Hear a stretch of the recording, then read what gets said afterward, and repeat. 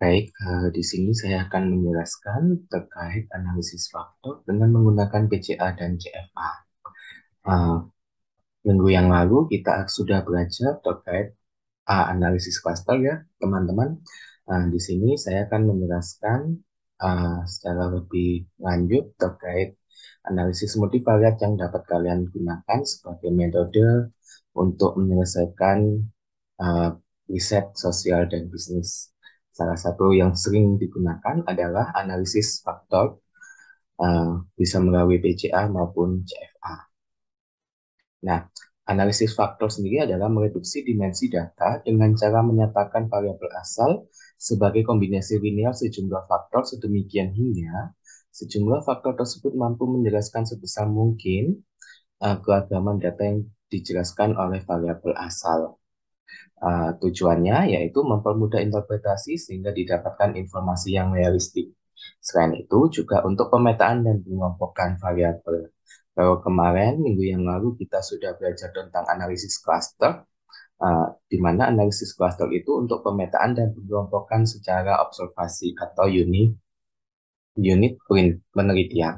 Nah, kalau analisis faktor, bedanya dengan analisis cluster adalah kalau analisis faktor lebih mengelompokkan terkait variabel yang saling berdekatan. Kalau analisis cluster, observasi yang berdekatan. Kalau analisis faktor adalah variabel yang berdekatan. Seperti itu ya. Baik. Kemudian pendekatan analisis faktor ada dua, ada prinsipal komponen analisis atau uh, biasa disebut dengan analisis komponen utama atau PCA, kemudian confirmatory factor analysis atau analisis faktor konfirmatori atau CFA gitu ya. Nah, bedanya apa untuk PCA? Nah, eh, saya jelaskan sedikit. Jadi, kalau PCA di sini, misalkan kita punya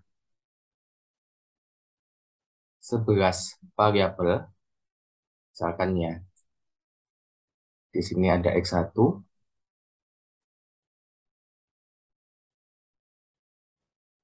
X2, gitu ya, dan seterusnya sampai dengan X11.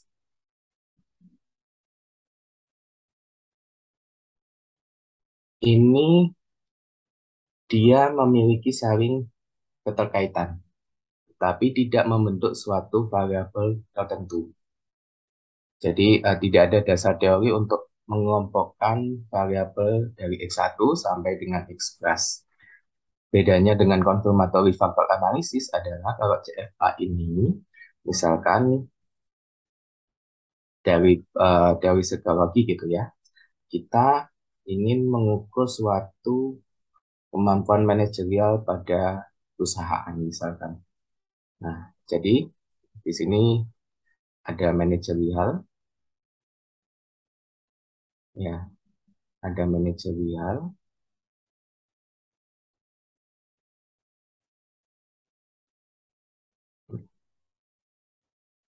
Nah, kemampuannya ini diukur melalui apa saja. Nah, ada X11 misalkan, ada X1, ada X2, dan seterusnya. Kan di sini X plus. Nah, di sini untuk confirmatory factor analysis, dia sudah ada suatu variabel faktor yang uh, membentuk gitu ya, membentuk variabel lainnya, ya, membentuk suatu kelompok pada variabel. Tapi kok prinsipal komponen analisis dia tidak ada dasar teori untuk suatu pengelompokan variabel gitu ya. Bisa dipahami, semoga bisa gitu ya. Nah, nanti untuk CFA sendiri kita praktikumnya ketika analisis STEM, karena analisis STEM itu sebetulnya saya jelaskan di sini dulu. Tapi kita nggak akan bahas untuk pertemuan kali ini ya. Untuk analisis STEM sendiri itu adalah gabungan dari CFA dan analisis PET. Nanti di minggu ke-9 atau minggu depan kita akan bahas tentang analisis PET gitu ya. Jadi analisis PET itu adalah analisis jalur. Jadi kalau kita belajar SEM, kalian harus bisa CFA, harus bisa analisis jalur. Insya Allah mudah untuk dipelajari. Karena perkembangan teknologi gitu ya, kalian bisa lihat di YouTube dan lain sebagainya. Uh, cukup simple untuk ngelan suatu SEM. Oke, next. Bisa dipahami ya, teman-teman, semoga bisa. Nah, analisis faktor sendiri mengingat hanya menjadi lebih dari sama dengan satu kumpulan variabel baru yang dikenal dengan nama faktor. Faktor sendiri tidak dapat diukur secara langsung atau uh, unobservable variable atau biasa disebut dengan variabel laten. Jika sebuah variabel yang mempunyai kecenderungan mengelompok dan membentuk suatu faktor, variabel tersebut akan mempunyai korelasi yang cukup tinggi dengan variabel yang lain. Ya, nah ini kalau kita bicara tentang variabel laten, itu variabel yang tidak dapat diukur secara langsung. Ya, ini biasanya berkaitan dengan CFA. Ya, biasanya.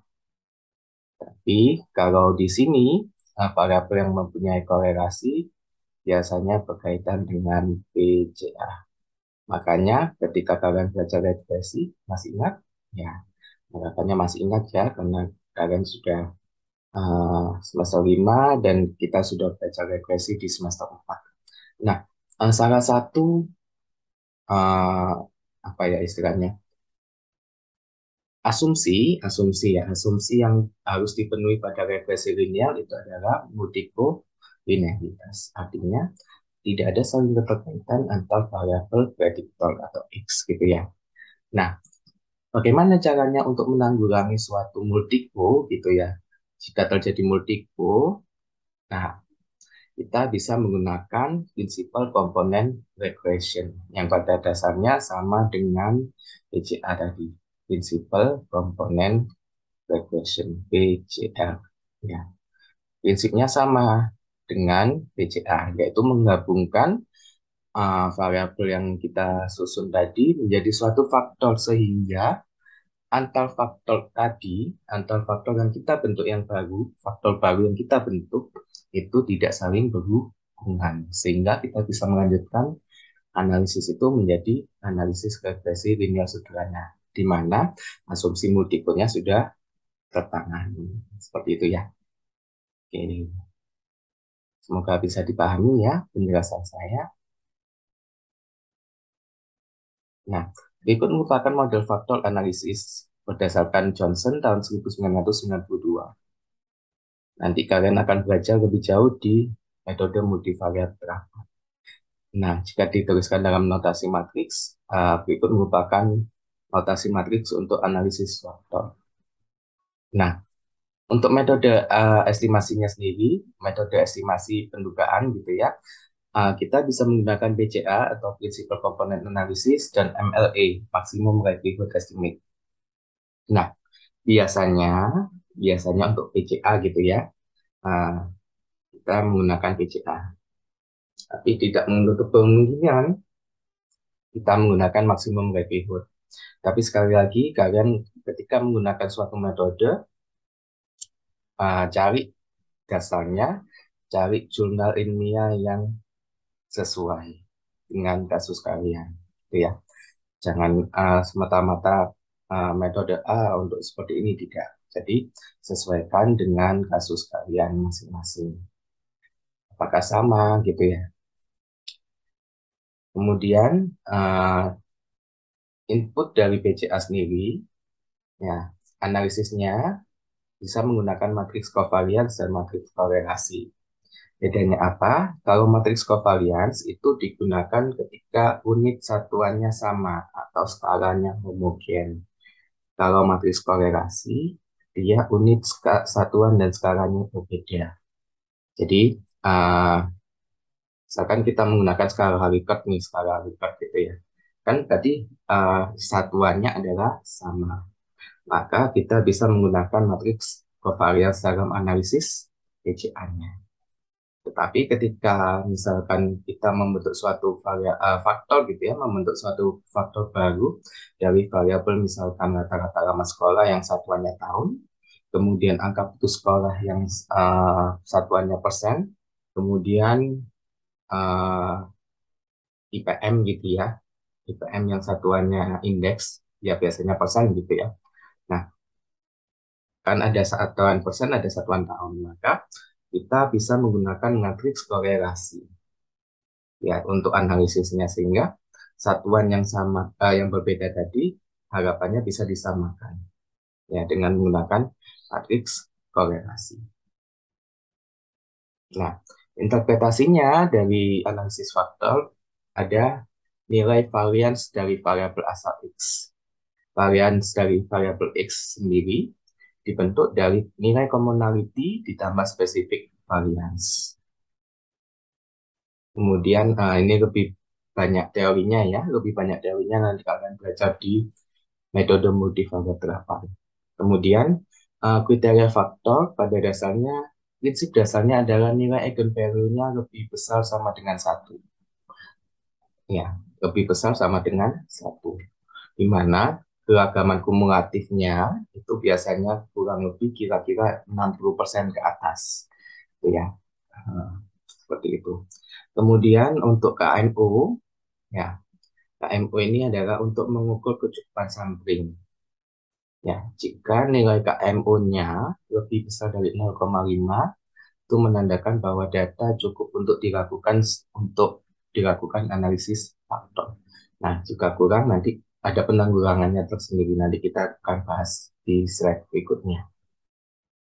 Kemudian ini prinsip dasar aja ya, ada covariance X dengan F atau loading. Loading sendiri atau pembobot itu istilahnya seperti nilai korelasi. Ya. Loading terbesar atau loading maksimum merupakan penyusun terbesar variabel terhadap faktor. Ya, tanda positif atau negatif hanya menunjukkan arah. Jadi ketika kalian melihat suatu nilai loading faktor, kalian lihatnya adalah nilainya, bukan tandanya. Ya, bukan tandanya. Misalkan sebagai contoh minus minus 0,7 misalkan ya. Misalkan minus 0,7 2 dengan 7 ya, dengan 0,81 misalkan. Nah, mana yang besar? 0,81. Ya, kalau ini masih mudah ya. Misalkan lagi contoh minus 0,72 misalkan di sini 0,5. Kalau kalian memperhatikan tandanya, ini yang lebih besar. Karena ini kan negatif. Tapi itu sebetulnya salah. Ya, yang betul bagaimana? Yang betul tetap ambil nilai loading factor yang ini. Karena sekali lagi tidak memperhatikan tanda untuk nilai loading factor. Nah ini, pembobot atau loading factor. Ya, bisa dipahami, semoga bisa gitu ya. Kemudian rotasi faktor itu mempermudah interpretasi faktor. Jadi pada prinsipnya rotasi maupun iterasi itu uh, sifatnya adalah untuk mengoptimumkan suatu pembentukan model atau pembentukan. Kalau di sini kita bahas tentang faktor gitu ya. Kemudian ada namanya skor faktor nanti kita akan bahas. Oke.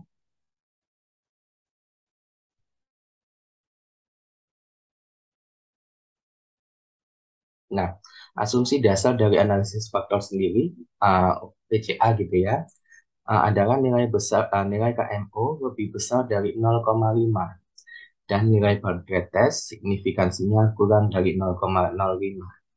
Ya, kalau nilai KMO itu istilahnya pemeriksaan, kalau nilai baterai tes itu adalah suatu pengujian untuk melihat matriks datanya itu independen atau dependen gitu ya. Nah, hak nolnya uji baterai itu adalah independen dan dependen. Kalian sudah belajar di BDK kan? Nah, tapi untuk analisis multivariat kita menggunakan baterai tes gitu ya. Ada yang tahu kenapa?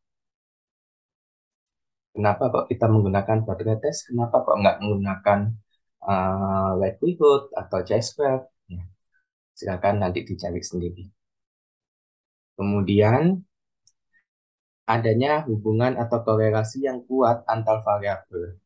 Hal ini ditandai oleh anti-image korelasi, correlation antar variabel yang lebih besar dari 0,5.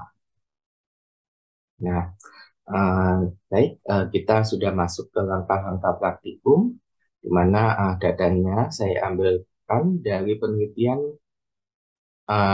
final project gitu ya. Zaman saya dulu di tiga, analisis faktor yang mempengaruhi bulan berfungsinya keran air siap minum atau KASEM di Taman Mundu, Surabaya. Berikut merupakan variabel penelitiannya. Ya, jadi ini pengukurannya menggunakan skala Likert dari skala 1 sampai skala 10. Ingat bahwa analisis faktor maupun analisis cluster itu pada prinsipnya adalah data yang digunakan minimal interval sampai rasio. Nah, ada memang beberapa case gitu ya ketika skala Likert ini dijadikan interval, tapi sekali lagi teman-teman harus paham betul apa namanya case-nya gitu ya. Lebih baik memang ketika kalian menganalisis suatu data yang sifatnya dia numerik gitu ya. Gunakan kalau seingat saya dulu untuk skala Likert itu minimal 7 ketika itu dianggap sebagai skala interval. Kalau skala 5 itu istilahnya masih ordinal ya. Tapi kalau misalkan sudah skalanya 7 itu sudah dianggap interval. Nanti teman-teman silakan cari referensinya hal itu gitu ya. Tapi amannya memang teman-teman ketika menganalisis numerik ya dibuka aja dalam artian skalanya nanti skala scoring, skala interval gitu ya. Jadi misalkan teman-teman apa namanya responden mengisi antara 1 sampai 5 misalkan boleh mengisi 3,1 mau mengisi 3,5 boleh. Ya, itu tidak salah ya karena analisis faktor maupun analisis cluster itu sifatnya adalah numerik gitu ya. Analisisnya berupa numerik. Di sini kita menggunakan 20 variabel. Nah, silakan teman-teman unduh data yang sudah saya berikan pada SPSS gitu ya.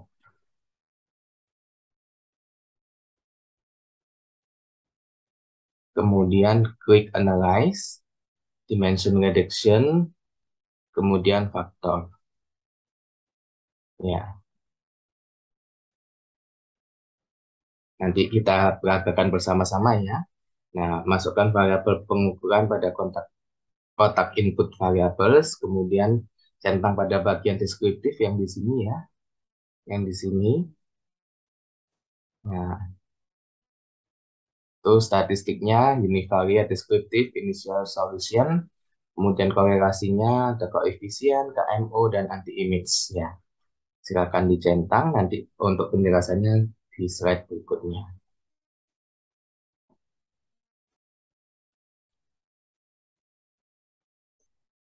Nah, untuk univariate deskriptif adalah untuk menampilkan statistika deskriptif pada masing-masing variabel, sedangkan initial solution adalah untuk menampilkan proses pembentukan komponen faktor berdasarkan nilai initial eigenvalue-nya. Nah, untuk koefisien pada correlation matrix itu untuk menampilkan matriks korelasi antar variabel, KMO, maaf, KMO and Bartlett Test of Sphericity adalah untuk menampilkan pemeriksaan nilai KMO dan uji dependensi Bartlett Test. Kemudian ada anti-image Ya, yang seperti sudah saya jelaskan di sebelumnya, bahwa anti-image itu adalah untuk menampilkan nilai anti-image. Jika nilai anti-image-nya itu ada yang kurang dari 0,5, maka sebaiknya variabel tersebut di-exclude dalam pembentukan komponen yang baru. Nah, sekali lagi, ketika KMO itu dirasa kecil, gitu ya, dirasa kurang dari 0,5 ya tadi ya, ketika data itu dirasa belum cukup, silakan dicek anti-image-nya. Nah, ketika ada variabel dengan anti-image yang kurang dari 0,5, silakan di-exclude, gitu ya. Di-exclude itu dalam artian disisihkan, tidak dianalisis, seperti itu ya. Tidak dianalisis dalam pembentukan faktor. Kemudian, tadi prinsipnya adalah kita menggunakan prinsipal komponen ya. Nah, ini kotak dialog untuk extraction. Sorry, saya belum menjelaskannya. Jadi silakan pada bagian extraction, pilih metodenya adalah principal components.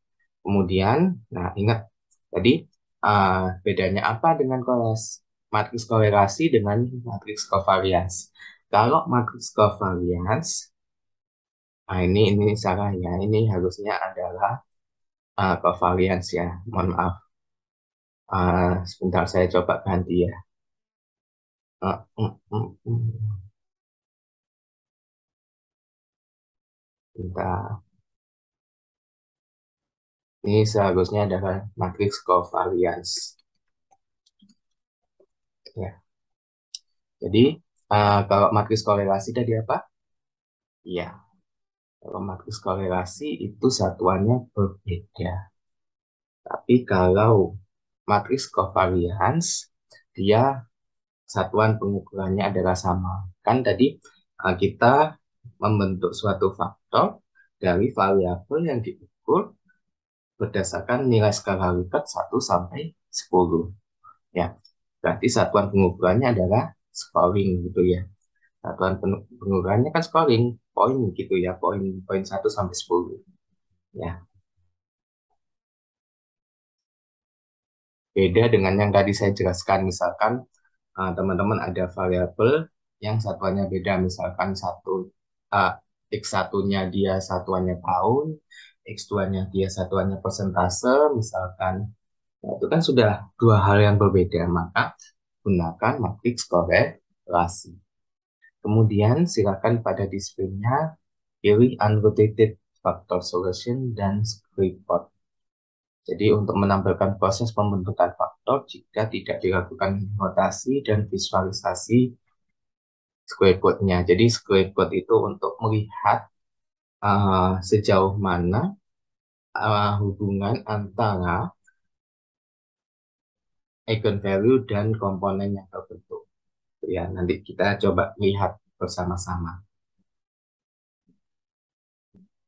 Nah, untuk rotationnya silakan dipilih yang Valimax, di mana Valimax ini adalah untuk meminimumkan, ya, untuk meminimumkan suatu apa?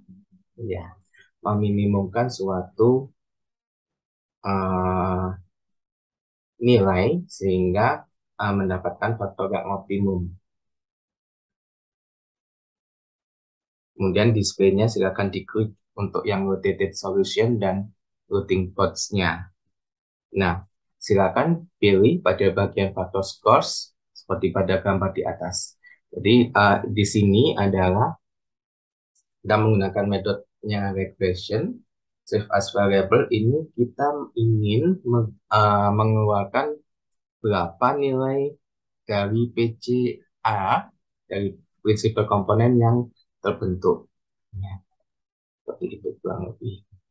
Nah, ini sudah interpretasi. Oke. Kita coba praktikum ya. Silakan diperhatikan. Cukup mudah sebetulnya. Ya, sudah terlihat ya. Baik. Kita sudah siapkan di SPSS gitu ya datanya dari X1 sampai X20. Ya. Misionya kan skala ya, skill ya. Oke. Kita klik analyze, kemudian klik nah ya. Nah, dimension reduction ya. Jadi analisis faktor itu terkenal dengan analisis reduksi dimensi. Jadi teman-teman nggak perlu bingung gitu ya ketika ada yang bilang analisis dimensi reduksi. Nah, itu menggunakan analisis faktor. Ya. Nah, ini sudah saya coba sebelumnya gitu ya. Jadi silakan dimasukkan pada variables ini adalah variabel pengukurannya. Ya. Kemudian deskriptifnya silakan diklik tadi ya. Ada univariate, ada initial solution. Ya, kemudian di correlation matrix ada koefisien. Ini untuk menampilkan KMO dan uji baterai dan anti image-nya. Ya, jadi kalau KMO-nya dia kurang dari 0,5, kita bisa lihat nanti image-nya mana yang perlu untuk di-exclude dari pembentukan faktor. Di continue, kemudian extraction-nya kita pilih yang covariance gitu ya. Karena apa tadi? Satuannya adalah sama. Terus kemudian display ini kita tampilkan unrotated factor solution dan squidward-nya. Nah, untuk ekstraksinya kita gunakan eigenvalue yang lebih besar dari satu gitu ya. Jadi harapannya dari model yang terbentuk dapat menjelaskan variabel asalnya. Makanya eigenvalue-nya harus lebih besar dari satu. Di rotation kita pilih value max.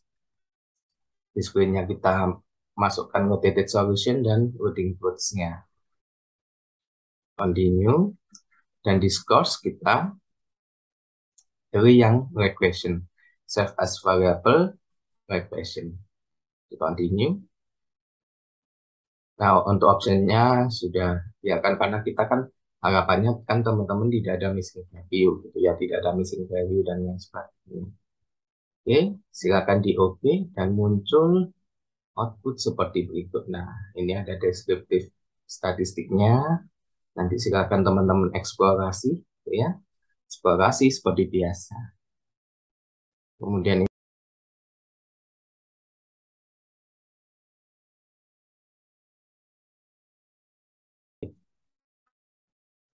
nah ini tadi analisis statistika deskriptifnya.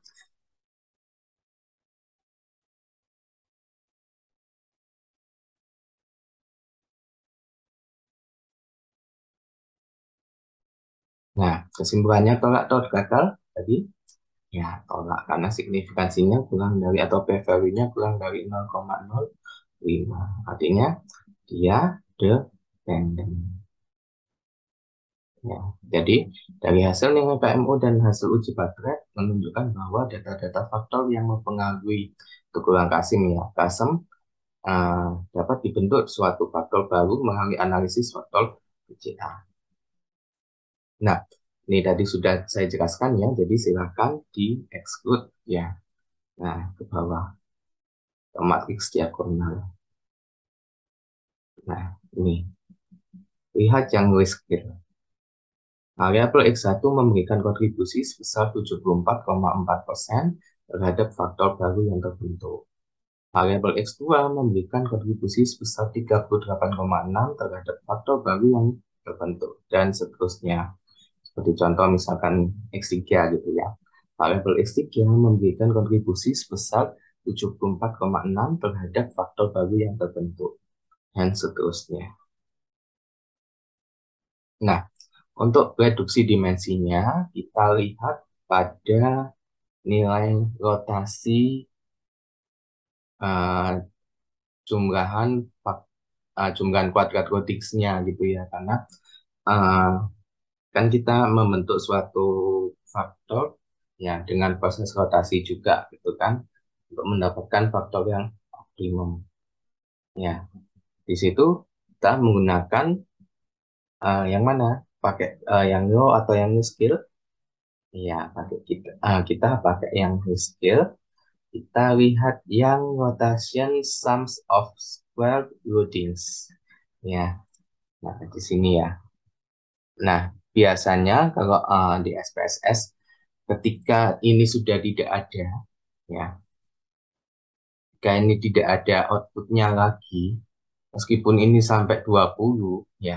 Karena apa? Karena kan variabel kalian 20 nih. Nah, ketika ini sudah nggak ada, nah, biasa ini yang menjadi tanda bahwa dalam analisis faktor ini membentuk 6 variabel faktor baru. Seperti itu. Biasanya ditandai seperti itu. Nah,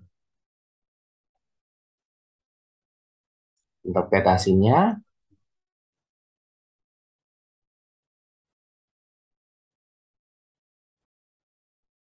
nah, dipilih eigenvalue lebih dari satu karena dianggap mampu menjelaskan variabel lain secara baik.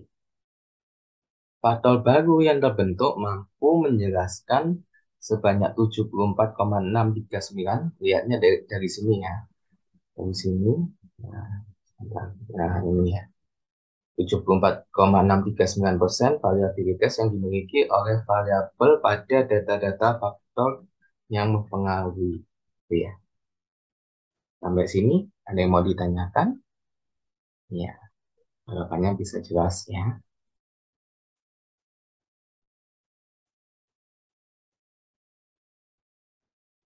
Nah, berikut merupakan square root yang dibentuk. Nah, dapat dilihat, nah ini secara visualisasi antara eigenvalue di sini dan komponen number. Jadi prinsipnya adalah ketika eigenvalue-nya eh, dipilih lebih dari satu. Ya, biasanya, biasanya ini agak curam gitu ya, agak curam. Terus kemudian ke belakangnya ini dia semakin konstan, semakin konstan, semakin konstan. Nah, makin perubahannya semakin sedikit. Ya, coba teman-teman lihat ya. Jadi misalkan dari sini ya, ini faktor yang terbentuk. Ya, ini faktor yang terbentuk. Terbentuk.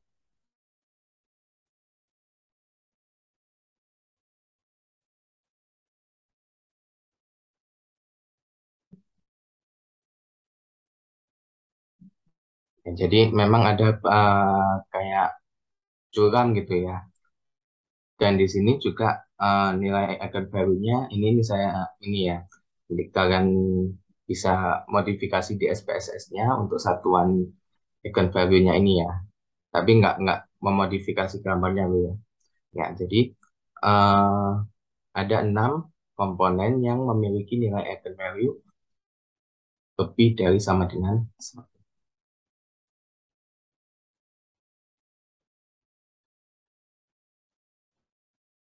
Nah, seperti tadi ya, dipilih eigenvalue lebih dari satu karena dianggap mampu menjelaskan variabel lain secara baik.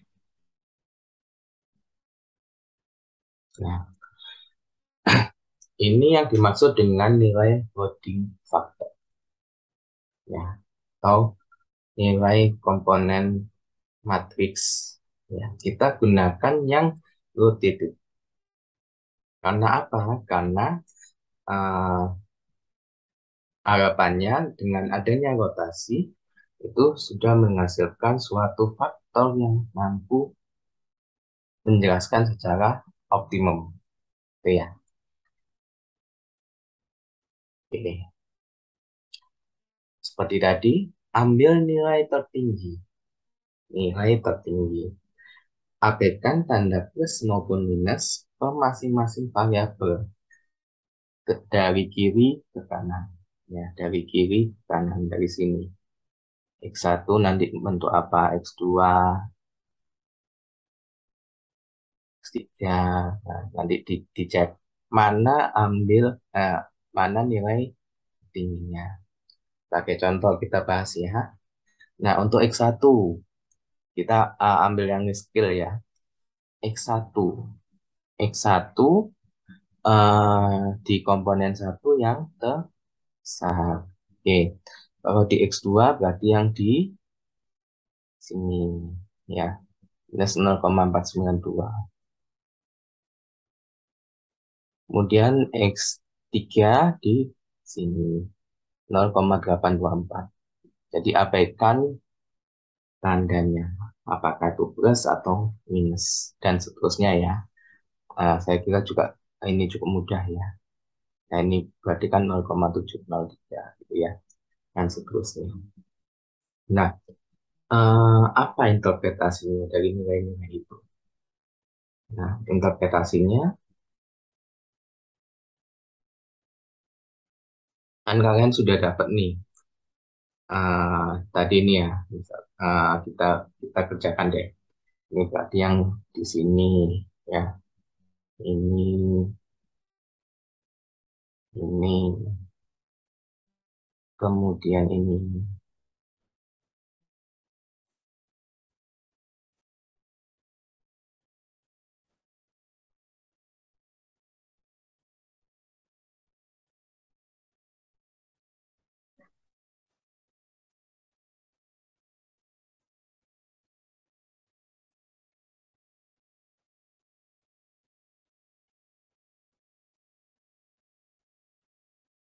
Ya mudah ya. Kita selesaikan ini, kemudian ini yang ini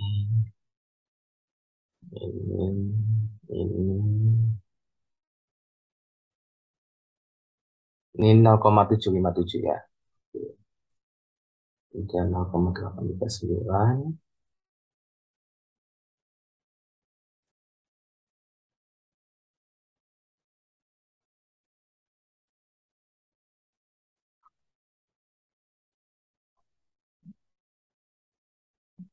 Oke. Dari nilai-nilai ini, nantinya akan membentuk suatu faktor baru. Ya. Komponen pertama atau faktor pertama itu berisikan X1, kemudian X9, ya, mana lagi? X11 sampai X16. Ya. Jadi, interpretasinya bagaimana? X1, X9, X11, X12, sampai X16 membentuk faktor baru pada F1. Ya. Faktor 2 bagaimana? Berarti faktor 2 terbentuk dari X2, X6, X7, dan X8.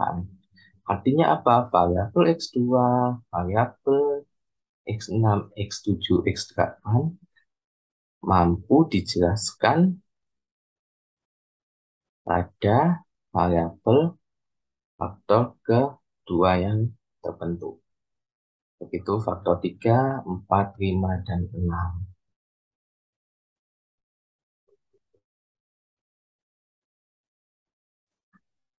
Ya, saya lanjutkan. Nah, ini terbentuk ya, biasanya dibikin tabel seperti ini. Nah, untuk faktor 1, faktor 2, faktor 3, faktor 4, faktor 5, faktor 6 ini biasanya kalau ilmu sosial itu kan tahu ini ya, tahu kedekatannya. Oh, indikator ini misalkan dekat dengan ini kita berikan nama atau cenderung mirip dengan karakteristik si variabel tertentu gitu ya. Nah, penamaan faktor ini sifatnya adalah subjektif, tergantung pada peneliti dalam menginterpretasi pembentukan komponen faktor yang terbentuk. Ya, sebagai contoh saya ambil contoh gitu ya. Nanti kita bandingkan dengan variabel penelitiannya. Ya, X1 itu apa? X9 itu apa? X11 itu apa? Sampai X16 itu apa? Nah, sebagai contoh saya kasih nama faktor 1 itu adalah kebermanfaatan kasem. Ya, kalau kita lihat uh, di variabelnya ya. Sebentar.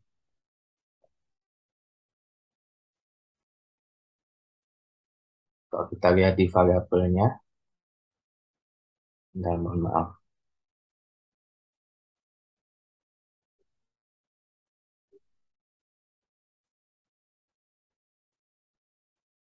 X1, X9, X11 ya. Nah ini. dia cenderung pada eh, fasilitas gitu ya, X9, X11, X12 ya.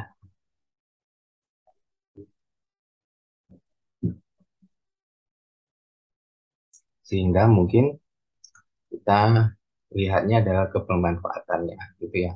Karena kalau X13 X sampai X16 itu kan berkaitan dengan manfaat ya.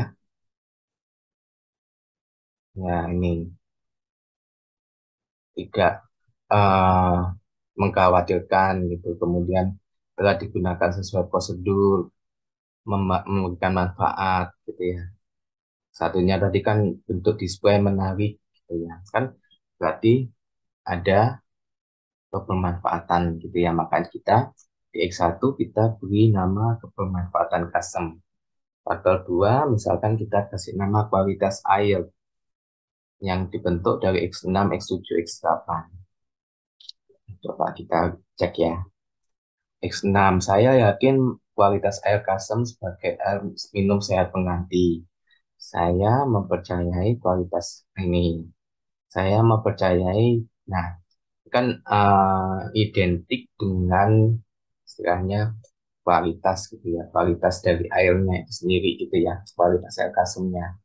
Sehingga X6, X7, X8 kita uh, berikan nama untuk faktor 2 adalah kualitas air custom. Begitu seterusnya ya. X3, penambahan fasilitas custom, keamanan dan keterjangkauan custom, faktor 4. Faktor 5-nya awareness masyarakat terhadap custom, dan faktor ke-6-nya kita bentuk binama mudah digunakan pada semua kalangan. Ya, jadi faktor 6 ini sendiri gitu ya, yang terbentuk dari X2 secara kumulatif. Ini dari sini ada yang mau ditanyakan? Ya, eh, saya akan berikan sedikit terkait confirmatory factor analysis gitu ya. Nanti kita akan lebih jauh praktikum ketika kita belajar SEM gitu ya. Kalau confirmatory factor analysis itu adalah mengelompokkan beberapa variabel berdasarkan hipotesis atau konsep atau teori. Seperti yang tadi, identik dengan namanya variabel laten. Misalkan tadi manajerial gitu ya, manajerial dibentuk oleh indikator apa aja gitu ya. Nah, seperti itu kurang lebih.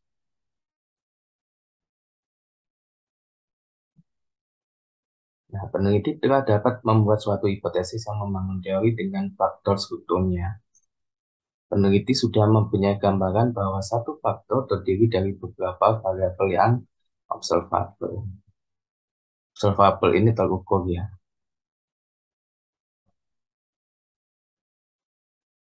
Nah, ini konsep dalam estimasinya kalian akan belajar lebih jauh di multivariat ya saya kira. Nah, ini yang saya maksud. Ini adalah model dari CFA. Ya, ini model CFA. Kalau seperti ini model CFA. Jadi, pedagogi dibentuk dari PDG1, PDG2. Ini istilahnya variabelnya ya, nama variabelnya. Nanti kan keterangannya ada PDG1 ini apa, PDG2 ini apa. Ya, jadi pedagogi dibentuk dari PDG1 sampai PDG10. Ini yang namanya CFA. Ya, ini ukuran-ukuran statistiknya. Ukuran kebaikan model, kemudian ukuran errornya, LMSA ini kan ukuran error gitu ya. Good means squared error. Oke.